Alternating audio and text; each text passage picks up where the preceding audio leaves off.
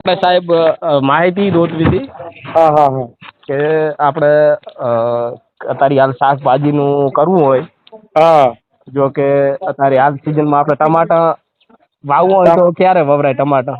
હાલ બસ સીઝન ચાલુ છે ટમાટા, હા હા. મરચા અને રીંગણ. એટલે એને કયા દિવસોમાં વાવવું અને એને શું પ્રોસેસ હોય થોડી સમજાવો. એમાં તો એવું હોય છે કે તમે છૂટું પિયત આપો ને હમ.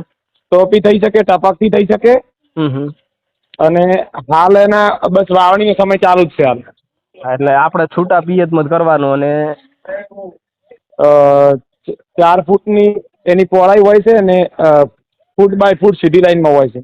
ફૂટ બાય ફૂટ આમ સીધું ને 4 ફૂટ પહોળાઈ હોવું જોઈએ. હા હા. અને ટમાટર બધું છૂટું પિયત હોય ને તમારે હમ. તો પેલા યુ આકારના શેરીએ બનાવીને વાવો સારું. બરાબર. અને સાહેબ એને પાણીનું કોઈ મીઠા મોળામાં પાણીમાં ના, એ બધી આપણી મેન્ટાલિટી હોય છે અને તમે તારા ગાઈડલાઈન આપણે આપતા રહીશું. પ્રથમ માઇકોરાઝાન ટાઇકોડર્મા ચાલુ કરવાનું. હમ. એનું ડ્રિન્ચિંગ કરવાનું. એ ઓર્ગોનિક વસ્તુ છે બંને. હમ. અને બની શકે તો હું તો એવું માનું છું કે વીઘો ટપક કરો. બરાબર. અને એક વીઘો ટપક કરવાનો ખર્ચો ખાલી 3000 રૂપિયા છે. હા હા હા. હા, બહુ મજા આવશે તમને.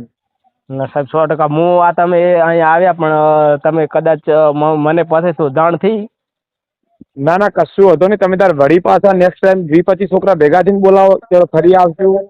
અને જે મારો કોન્સેપ્ટ છે ને કે એક ગામમાં 2-4 કન્વર્જી પેદા થવા જોઈએ, હા. એને તમે બધા સપોર્ટ કરો. તમે મારા ખ્યાલથી ગીતકાર છો નહીં? યુટ્યુબનું હેડલિંગ આપણે લગભગ યુટ્યુબનું કામકાજ આપણે કોઈ પણ હોય ને, હા હા. ઘણખરા મોટા મોટા આપણે સિંગર હોય એમનું પણ કામ ઘણખરાનું હેડલિંગ હું હવે ઓછું કર્યું કે ઘણખરાનું કામ હેડલિંગ હું કરતો હતો. તો મારું તમારે કરવું પડશે. હા. અને હાલમાં મેં ગબરભાઈને આ તો ફોન કર્યો, મારા જોડે કોન્ટેક્ટ નંબર તમારો નહોતો. હા હા હા. એટલે મેં કીધું વાત કરી, પાછા કીધું નંબર લઈ દઉં. મારે હવે સાહેબ અહીંયા અમે હાલની તારીખમાં અમારે કોઈ કપાસ હોય કે એરંડા હોય કે રાયડું હોય એમ આવી ખેતી કરે છે અહીંયા. ના ના, કપાસ કરો એ પણ ટપકથી વ્યવસ્થિત કરશો ને તો કપાય વીઘે 50-60 મણ થતા હોય છે. એટલે હવે સાહેબ મેં એવું વિચાર્યું છે હા હા. કે મારે 2 થી 3 વીઘા જમીનમાં સ્પેશિયલ શાકભાજી ને એમાં મારે આ સાલ હવે ટમાટાનું હાલ બસ પ્લાનિંગ હું ટમાટાનું કરું છું. એટલે સ્ટાર્ટિંગમાં તમે ટમાટાનું કરો કહો છો, પણ ટમાટા વાવો ને હા. એક પાક ના કરવાનો, 2-3 પાક ભેગા જ કરવાના. ટમાટામાં બાજુ ચોળી વાવવાની, ગલગોટા વાવવાના અને એવું મિક્સ કરી દેવાનું. હાલ એના માટે જ મેં તમને કોલ કર્યો. હું તો તમે હોત ને તો તમને રૂબરૂ ઘરે ચા પાણી કરવા લાવો અને હવે એટલે હવે એને આપણે આ સમયમાં વાવી દઈએ એટલે એનો બિયારણ હવે બસ આપણે દાખલા તરીકે અહીંયા એનો રોપ લેવો હોય આપણે ટમાટાનો. હા એનો આપણે રોપ જે ધરું જે તૈયાર કર ને હમ. એ લેવા માટે આપણે હાલ ક્યાં તમારે લીંબાઉ નજીક પડે છે પછી પેલું આપણે શું કહેવાય ખોડા નજીક પડે, શું નજીક પડે તમારે? સાહેબ આમ તો બે હરખું થતું હશે. કોણ ખોડા એ હરખું થાય ને લીંબુ એ હરખું થાય. તો લીંબાઉ જતા આવો તમે અને અહીંયા જઈને મને વાત કરાવજો. લીંબુ? હા. ખોડા અતારી રવરો છો એ સાઈડ. હા તો ખોડાઈ જોઈ લો. હા. રમેશભાઈ છે, 2-3 નર્સરી વાળા છે. હા તો અહીંયા જઈને તમને કોલ કરું. હા, ત્યાં જઈને કોલ કરો. હો. અને ચોળી જોવે ને અંતર પાકમાં ચોળી જોતી હોય તો આપણી ચોળીએ લઈ જજો. અને થોડા ઘણા ચોળી તો લગે તમારી જ લઈ, તો આપણે અંદર વાવવા અંદર લગે તમારી જ લઈ ના ના, લેવાની. એવી 50-100 ગ્રામ તો ફ્રીમાં મળશે, એની કોઈ ચિંતા કરવાની નહીં. અને તમે ડેવલપ છો એના માટે મારા પૂરા પ્રયત્ન રહેશે. બસ સાહેબ, અને બીજું આપણે હાલ 2 થી 2.5 વીઘાની અંદર કેટલા રોપા આવશે? બે વીઘામાં ટમાટાના 35,000-40,000 રૂપિયા આવે.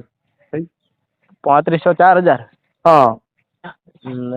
એટલે વીઘામાં છે ને વીઘામાં એટલા આવ્યો.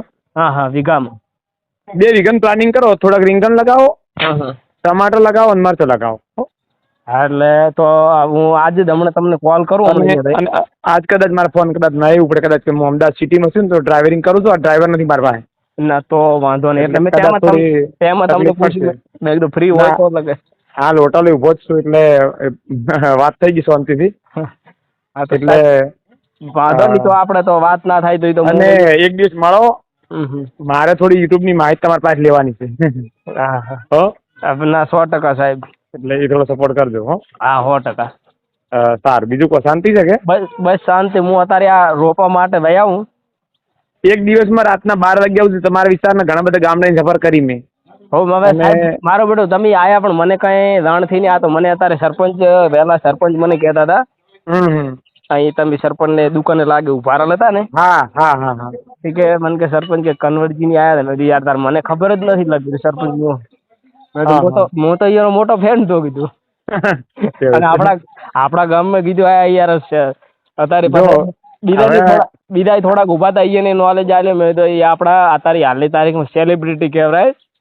અને એ તમને કીધું આપણું ભાગ કહેવાય કે સાહેબ અહીં આયા. કીધું નોલેજ તો લીધા તો ગોતું તમારે. જો નોલેજ ની હિંમત મારી પાસે ફ્રીમાં મળશે. ખાલી દવાના જ પૈસા થશે. અને હવે આપણી ટૂંક સમયમાં દિયોદરમાં 2 શાખા ચાલુ કરું છું. દિયોદર ની અંદર તમારે છે ને પેલી શાખા તો હતી ને? ના, હવે ચાલુ કરું પોતાની શાખા હવે. એટલે તમને સપોર્ટ એમ આવી રહેશે. 100% સાહેબ. એટલે હું હાવ નોર્મલ જ છું હાલમાં. ના ના, કોઈ નોર્મલ નથી. ના એટલે કહેવાનો મતલબ નોર્મલ સિચ્યુએશન છે. પણ મારું એવું છે કે સાહેબ આની અંદરથી, કારણ કે આની અંદર કશું કાઢવાનું નથી અત્યારથી. આપણે અહીંયા અમારે ખેતી થાય કે નહીં એમાંય તમને બધા આડેકાડ કરે છે. એક ખેતી ભલે ચીલા ચાલુ ખેતી ભલે એમાં પણ આ લોકો આડેકાડ ખર્ચા કરતા હોય. હવે આડેકાડ એમાં સાહેબ એટલું ઉત્પાદન અમને નથી મળતું અત્યારે. હાલ અમે જમીન એટલી રોકીને અમે જે વાવેતર કરે ને એમાંથી અમને એટલું પાછું એમાંથી અમે અત્યારે હાલના સમયમાં એટલું પાછું એની અંદરથી આવક એટલી નથી થતી. એટલે મેં કીધું આ થોડુંક શાકભાજી આમ એમ થોડુંક ખેંચાય ને તો એમાં પરિવર્તન થાય. એવું તો આપણે બધા સાથે મળીને કરશું.